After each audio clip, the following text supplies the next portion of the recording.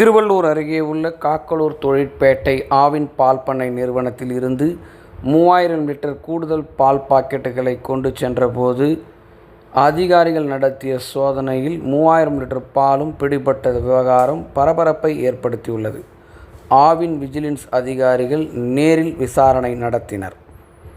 திருவள்ளூர் மாவட்டம் காக்கலூர் தொழிற்பேட்டையில் அமைந்த ஆவின் பால் பண்ணை நிறுவனத்தில் 2 மினி லாரிகளில் தலா 1500 லிட்டர் பால் பாக்கெட்டுகளை கூடுதலாக எந்தவித ஆவணமும் இன்றி கொண்டு சென்றனர்.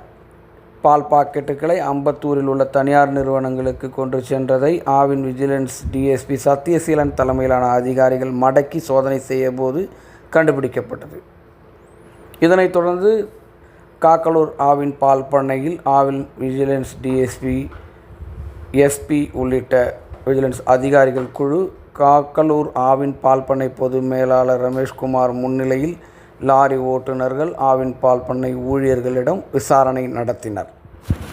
ஆவின் பால் பண்ணையிலிருந்தே 3000 லிட்டர் பால் பாக்கெட்டுகள் சட்டவிரோதமான முறையில் எவ்வித ஆவணமின்றி எடுத்து செல்லப்பட்டது அதிகாரிகளையும் அதிர்ச்சி அடைய செய்துள்ளது.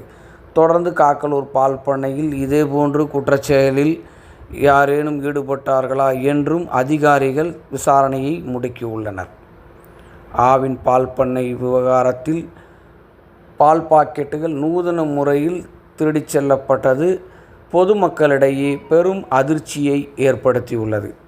தொடர்ந்து இது குறித்து ஆவின் பால் பண்ணையில் விசாரணையை தீவிரப்படுத்தவும் அதிகாரிகளுக்கு உத்தரவிடப்பட்டுள்ளது.